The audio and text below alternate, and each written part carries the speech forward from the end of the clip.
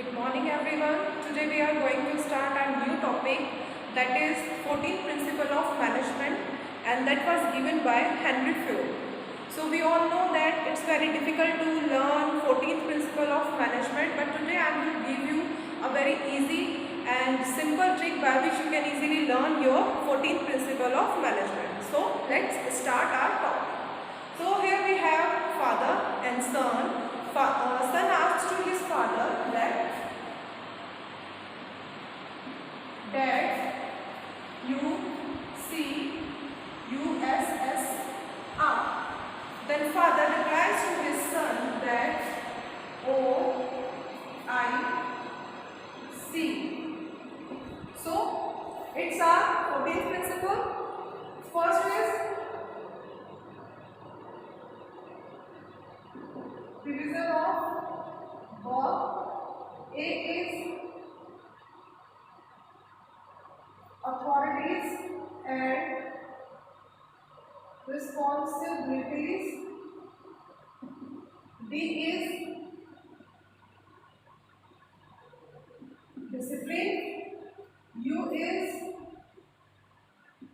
unity of command. C, centralization and decentralization. U is unity of direction. S is scalar chain. S, stability of tenure.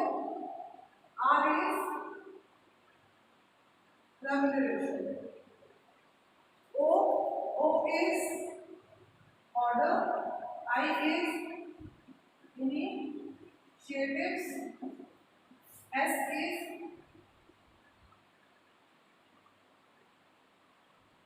subordination of individual interest into general interest. E is equity, and this E is aspirate the cause. So you all can see that it's very easy to learn this 14th principle by this simple trick. That you see USSR, and then that replies to his son OIC. So let's start with first principle of management, that is division of work. In this principle, we divide our work into small parts, and these small parts also assigned to skilled person. We can take an example here that we have a manufacturing company and we are manufacturing shorts, pants, blazer, etc. And we will divide our manufacturing process into small groups like cutting, stitching, inspection, packing and shipping. And we will assign these small parts to a skilled person, by which we can see that if we are assigning our whole work into a small parts to a skilled person, then that employees can enhance their skills, enhance their efficiency, also get motivated by time to time. So we also follow division of work principle in our organization. Next is authority and responsibility. Firstly, we should have a clear meaning of authority and responsibility. Authority means power to do work, and responsibility means give the work. Here we have an example like manager and subordinate. Manager is giving responsibility of works to subordinates, also giving some authority to perform that work in a proper way. And our subordinate is accountable to the manager. Here we can see that if we have an authority of doing any work, also we have a responsibility about that work. That subordinate is accountable to its manager, by which we can say that it increase the confidence of the worker, also enhance the skills, enhance their confidence about that activity, about their work. So our next principle is discipline. Discipline is about obedience.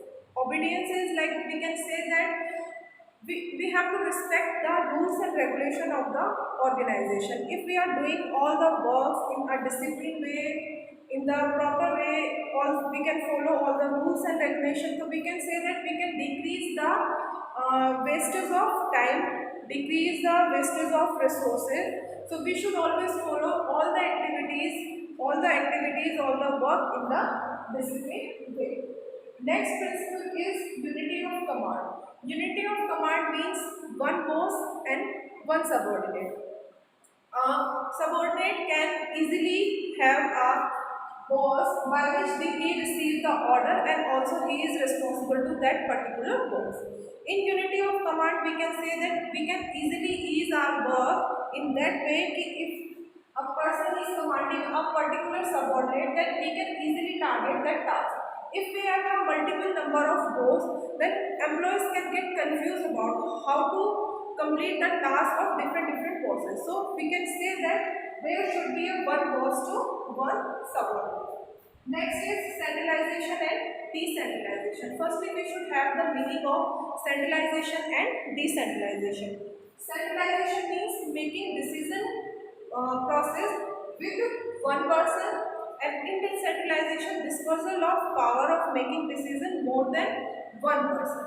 Okay, Henry Ford always emphasized that we should neither we cannot adopt 100% centralization nor decentralization. If we are talking about key issues of organization, we should always follow centralization. And if we are talking about that activity, that's not a main part of key issue, then we should always follow decentralization. So we can say that there should be a proper balance between centralization and decentralization. According to activity, we can choose whether we have to follow centralization or we have to follow decentralization. Here we have next principle of management, that is unity of direction. If we have a clear vision, if we have a clear view about unity of command, then we can easily understand unity of direction. If we are talking about a group that have a same objective, then we can say that it should have a one head, one plan, and all the availability of resources. If every person have same objective about any activity, about any task, then they can give 100% of their target about 100% their task. Next is scallop chain. Scallop chain is a formal line of authority from higher level to lower level. We can understand here that example, let's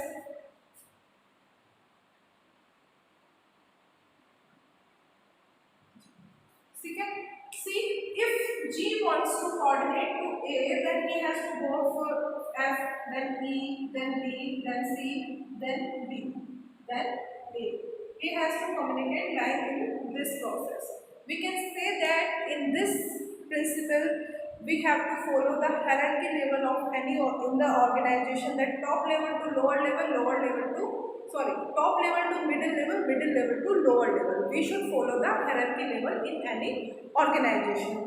Next principle is stability of tenure. Tenure is our employee, our human resources. Means if any employer will feel that he is a stability of job in any organization, then he will give his 100%. If he is insecure about his job, he is insecure about his failure and anything, then we can say that he will never give his 100%. So unnecessary turnover increase the wastage of resources. So we can say that manager should always give a easily work environment so that employee can easily achieve his task. Next is remuneration. If we are talking about remuneration system, that it should be fair, it should be reasonable, it should be satisfactory. Every organization should follow the fair and simple remuneration system, so that employee and organization should feel satisfactory all the time. Next is order. Order Order can be two type in any organization. First one is material order, second one is social order. Material order is arrangement of things, social order is arrangement of human resources.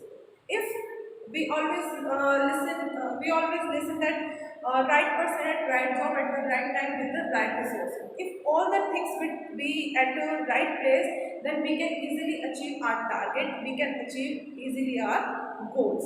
So everything should be in a proper order. Next is initiative. If we are talking about initiative, workers should be encouraged to develop the new ideas, new creativity. Manager should always motivate his employees that they can think new ideas, they can think new exposure, new ideas, new activities, so that we can achieve our goals in a different way, in a fruitful way, and in the less time which is given by the superior. Next is S. S is subordination of individual interest into general interest. We always think about organizational interest over our personal interest.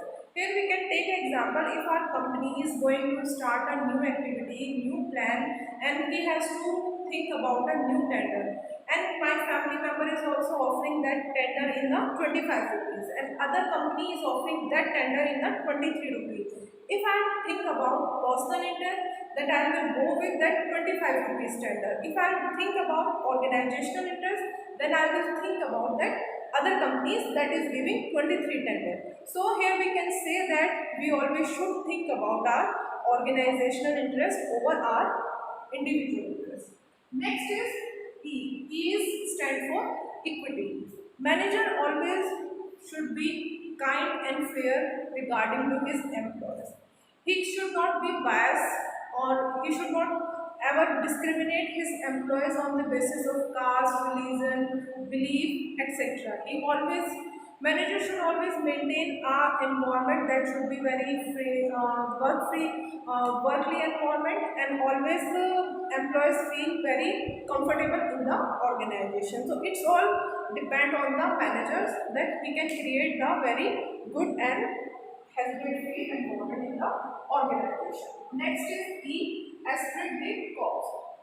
Esprit de corps means team spirit. Team spirit is union is strength. Managers should always promote a team spirit in the organization, by which employees can increase their motivational level. They can increase, if we are doing tasks in the groups, if we are doing tasks in a team, then we can easily increase our coordination level, our communication level. Also, we can increase our efficiency level. Okay, so manager always should promote the team spirit in the organization. Here is our 14th principle of the management, by which we can easily learn how we can make a good environment in any organization. So that's it for today. Okay, thank you so much.